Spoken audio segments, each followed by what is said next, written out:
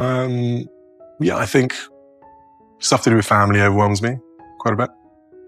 Worry or stress around family side of things, that does overwhelm me quite a bit.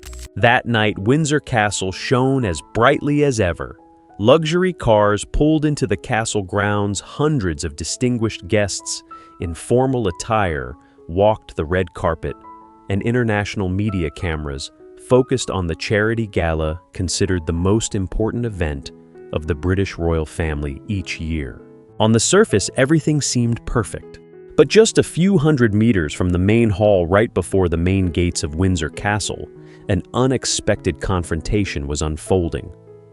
In less than 5 minutes, the incident sent the entire security team into a state of emergency, sparking widespread discussion throughout the palace and forcing Prince William himself to leave the party to handle the situation. Not a head of state, not a foreign guest, but Tom Parker Bowles, the son of Queen Camilla.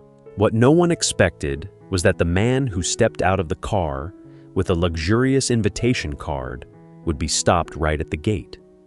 And just minutes later, a brief command from Prince William brought almost complete silence to Windsor Castle.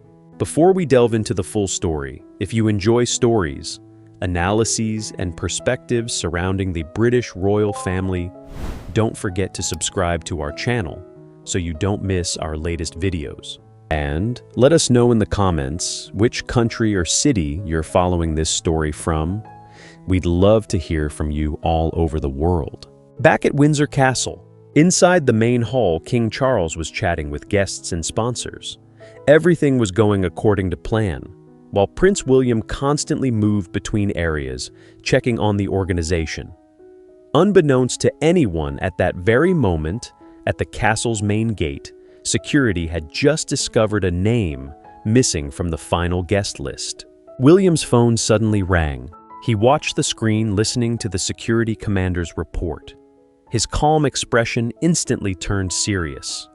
Without saying another word to anyone, William turned and left the banquet hall, walking quickly toward the main gate. A few seconds later, he issued only one order: "Don't let him through the gate." Then the atmosphere before the gates of Windsor Castle seemed to freeze. Conversations continued in the great hall, behind the ancient walls. But outside, all eyes were on the man who had just stepped out of the luxurious black car. Tom Parker Bowles remained at the checkpoint, clutching his gold-embossed invitation, his face contorted with annoyance as security continued to refuse him passage. Just seconds later, Prince William appeared. There was no noisy entourage, no announcements. He walked in with his usual calm demeanor, but his appearance instantly silenced the murmurs around him. Even the security team instinctively straightened up as William approached. Tom saw William and barely concealed his irritation. He took a few steps forward, held up the invitation, and said sarcastically, "Finally, you've arrived. Is this how you welcome the Queen's family? Or is this just your way of deliberately humiliating my mother in front of everyone?" William didn't respond immediately. He glanced at the guest list the security commander was holding, then calmly asked, "Have you checked one last time?" The commander nodded slightly. "Your Highness, we've checked multiple times. Mr. Tom Parker Bowles' name is not on the approved guest list." William nodded slightly, as if he already knew the answer. Then he turned to Tom, his voice strangely calm. "Mr. Tom, only those on the official list will be allowed inside tonight. That's the procedure for everyone." This brief explanation not only failed to calm Tom, but only angered him further. "Procedure?" Tom chuckled. "Do you think I'm here for no reason? The king himself invited me. I'm Camilla's son. I'm not just an ordinary guest." Several staff members nearby exchanged anxious glances. They understood this confrontation was no longer simply about a name missing from the guest list. William remained calm. He didn't raise his voice. He didn't argue. He just looked directly at Tom and replied, "Regardless of who the invitation came from, the final list must be confirmed before the event begins. All guests are subject to the same rules." Tom shook his head angrily. You're deliberately turning this into a personal matter. You've never accepted my mother's family. From beginning to end, you've only wanted to prove that we have no place in the royal family." William showed no emotion on his face. He responded with a single concise sentence. "This isn't a personal matter. This is the event's rule." But Tom seemed unwilling to listen any longer. His face flushed with anger. His criticism grew harsher, drawing more and more glances from the staff and guests standing near the main gate. Then, unexpectedly, Tom took another step toward William. His eyes filled with defiance, he uttered insulting remarks about Princess Diana plunging the entire area before Windsor Castle gates into a heavy silence.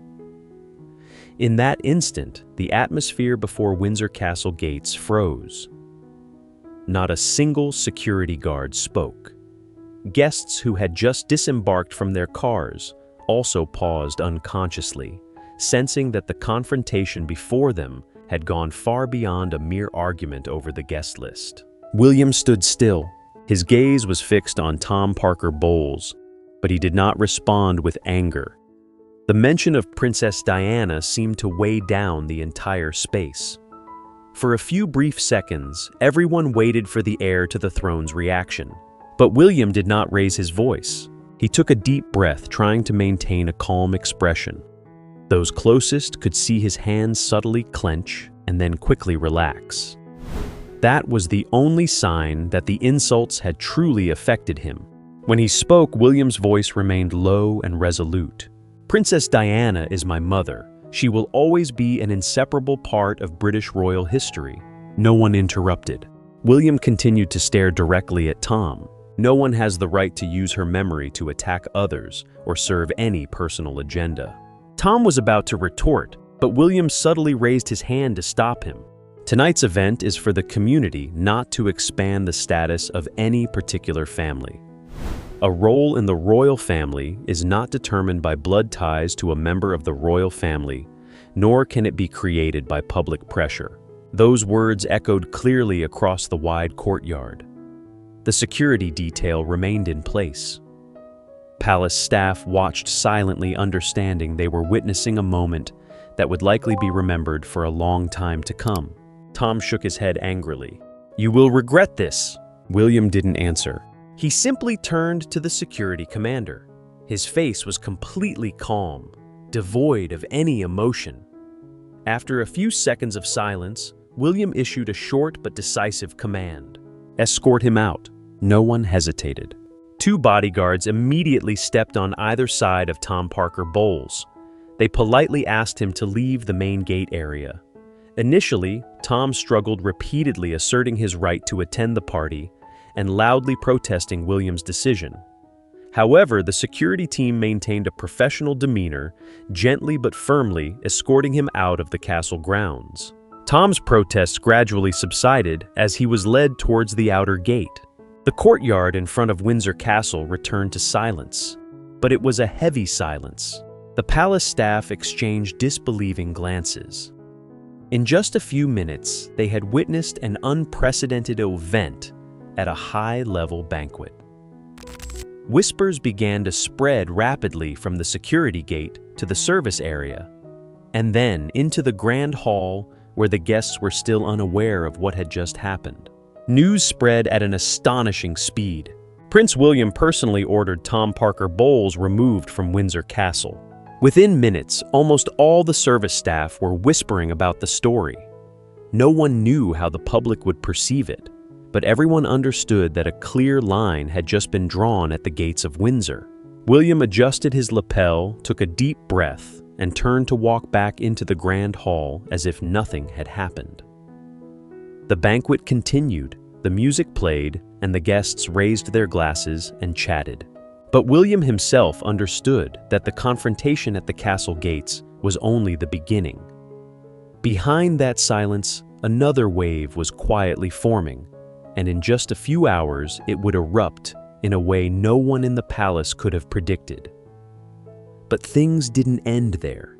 As the last cars left Windsor Castle, the lights in the Great Hall dimmed, and the guests departed. Everyone thought the incident at the gates was just a minor event in an emotionally charged evening. Inside the palace, staff began clearing the tables.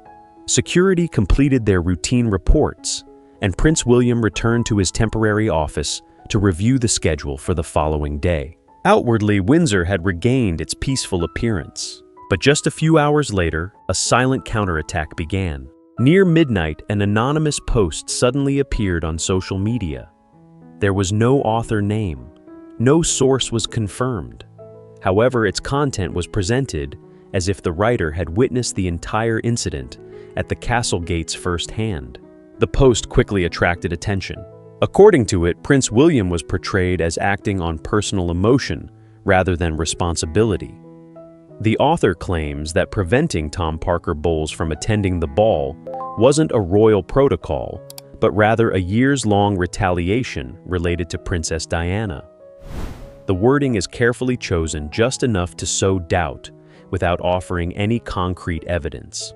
In a short time, the post was shared at an incredible speed. Many accounts began reposting the content along with conflicting comments.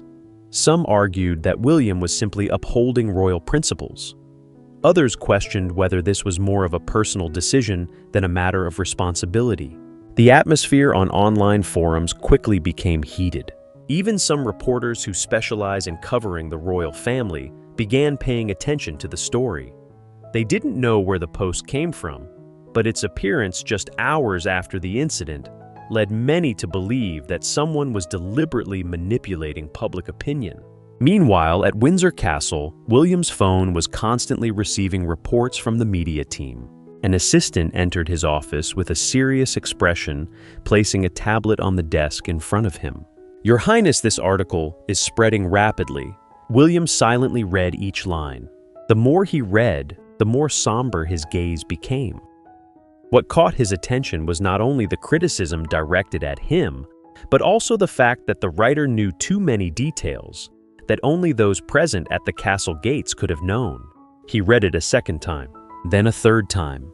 In the quiet room, only the ticking of the clock echoed in the night. William set down the tablet, lost in thought.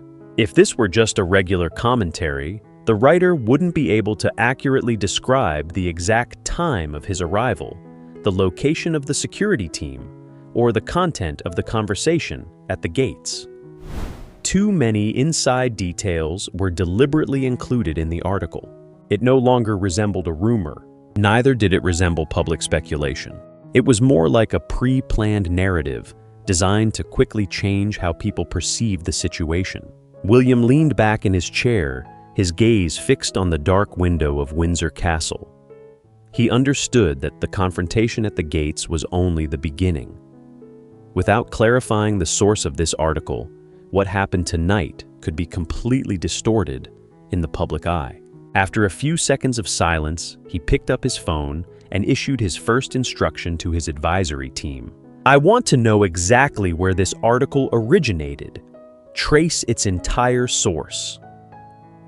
Less than an hour later, an emergency meeting was arranged at Buckingham Palace. No announcement was made, no schedule was published. Only a very few people knew that King Charles had agreed to meet Prince William that very evening. At William's request, Queen Camilla was also invited. The meeting took place in a small meeting room behind the king's private office, a room typically used only for matters considered particularly sensitive. When William entered the room, fell almost completely silent. King Charles sat in the center. His face maintained its usual composure, but the weariness of a long day was undeniable. Camilla sat to the king's right. She tried to appear calm, but her clasped hands suggested a much more tense atmosphere than outward appearances suggested. William did not begin with any words of reproach. He walked to the meeting table, placed a thick stack of files in front of King Charles, and said softly, "Father, I would like you to take a few minutes to review these documents before we draw any conclusions." Charles nodded slightly. William opened each file in chronological order. He began with the events at Windsor Castle, then the appearance of the anonymous article just hours after the banquet. Next came the technical report on the dissemination of the article, the electronic data that had been cross-referenced, and the verified communication records. No one interrupted him. The only sound in the room was William's steady presentation of each detail. The analysis shows that the article did not appear randomly. There was prior preparation, and the dissemination was deliberate. William placed another stack of files on the table. Besides that, this is the testimony of the intermediary who forwarded the content to a media collaborator. This testimony has been cross-referenced with the communication times and technical data collected. Camilla immediately shook her head. That proves nothing. Anyone could say that. William didn't react. He continued to open to the next section. These are the reports on the electronic data. He pointed to each page of the document.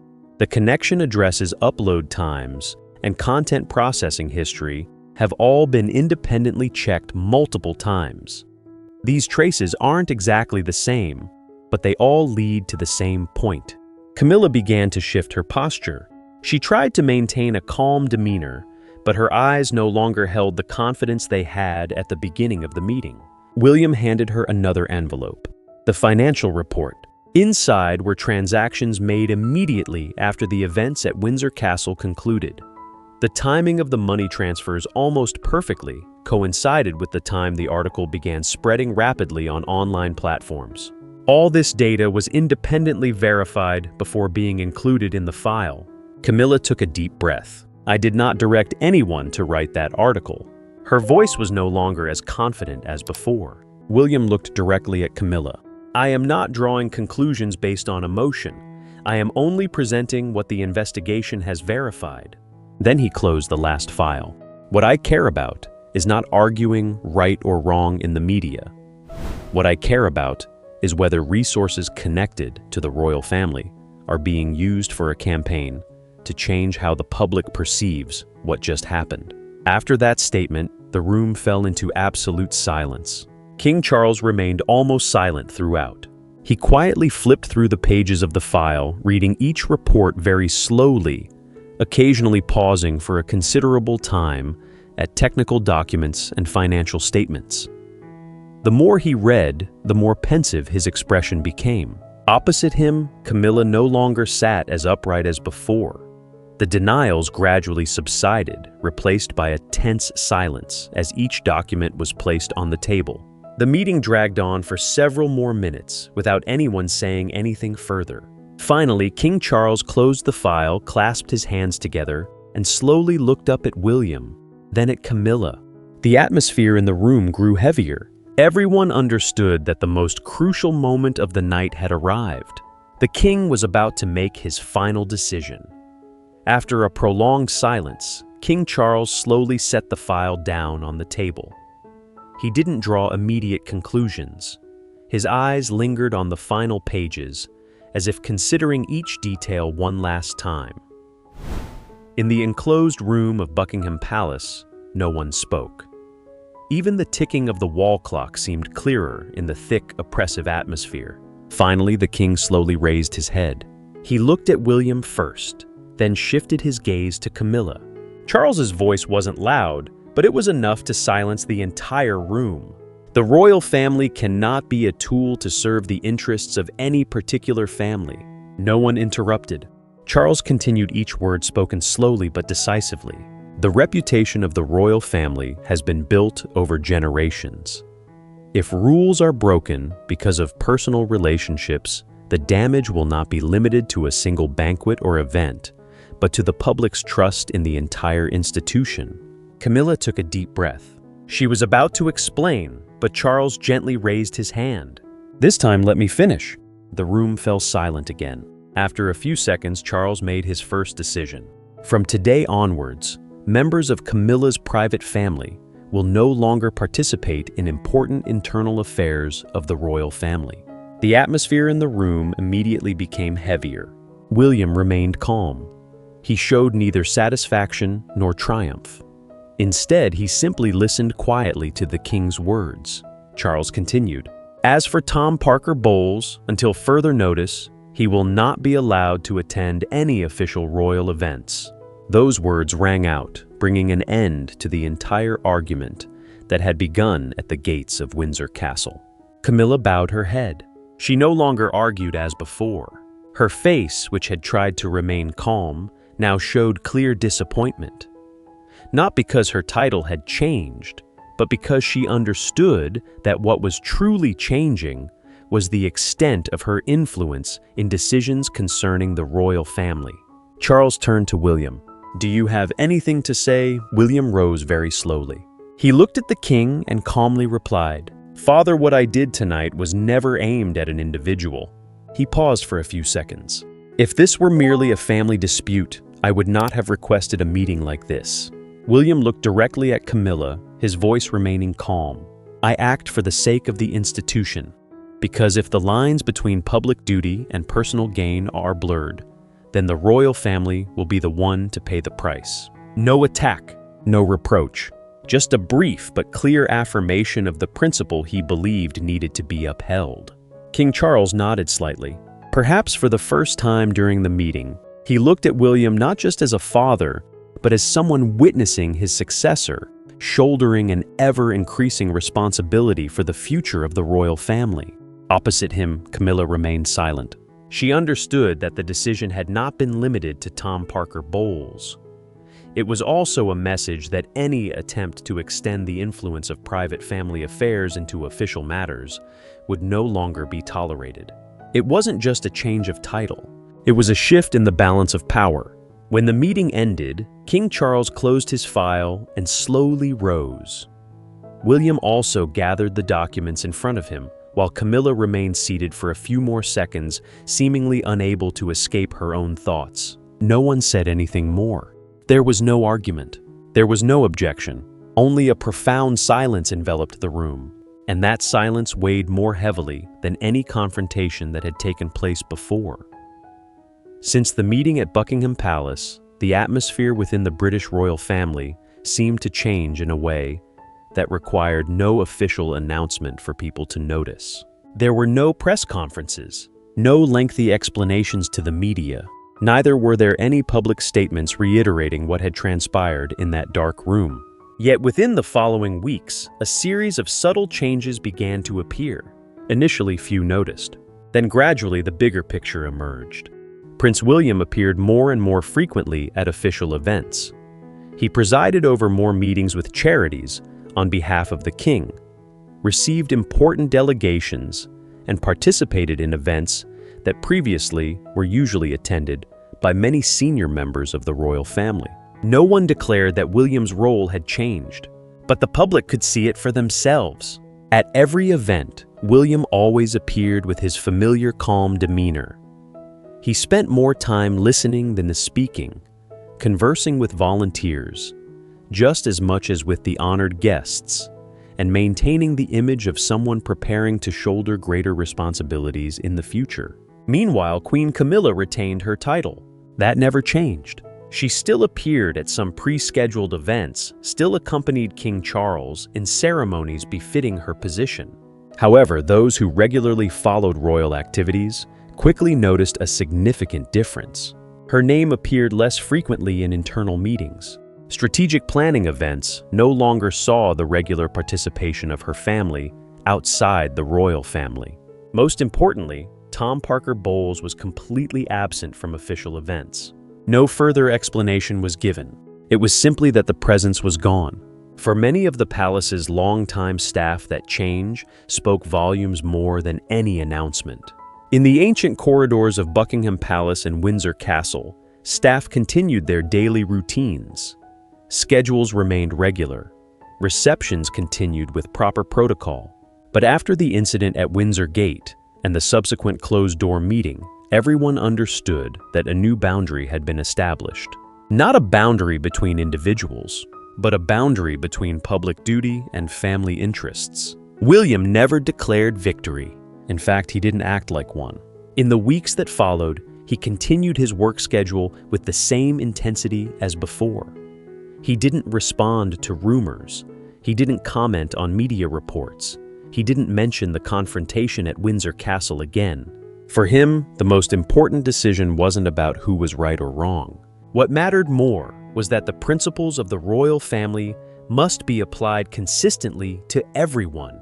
Perhaps that's what changed William's public image. Many people saw more than just the heir to the throne. They saw someone willing to make difficult decisions when they believed it was necessary to protect the institution. And King Charles, after that meeting, continued to perform his duties as monarch with his usual composure. The decisions made didn't change the structure of the royal family overnight, but they left a clear message that principles would take precedence over personal relationships. And then one quiet morning, not long after, William once again walked through the gates of Windsor Castle. The very gates where it all began. The early morning sunlight bathed the ancient stone walls. The guards stood rigidly on either side of the walkway. There were no more arguments, no more tense glances, only the steady footsteps of the heir entering the castle to begin a new day's work. William didn't look back, for what remained in his mind wasn't the confrontation that had taken place, but the responsibility that lay ahead. Perhaps that is the greatest message this story wants to convey. Power only truly has meaning when accompanied by responsibility. And responsibility can only be protected when all principles are applied fairly consistently and without any personal bias. What do you think of this story? In your opinion, what was Prince William's most important decision in the entire sequence of events? Share your perspective in the comments, and let's discuss in a civil manner. If you found today's story fascinating, don't forget to like and subscribe to support the channel, so you don't miss the next episodes about the British royal family that we'll be updating. Every subscription and comment you leave motivates the channel to bring you more carefully crafted stories in the future. And before you leave, please share your thoughts in the comments. In your opinion, what was Prince William's most important decision in this whole story? Was it the order at Windsor Gates, the nighttime investigation, or the decision to bring everything before King Charles? We always read all comments and are eager to hear your perspective. Thank you for watching. See you in the next video with new stories about the British royal family on our channel.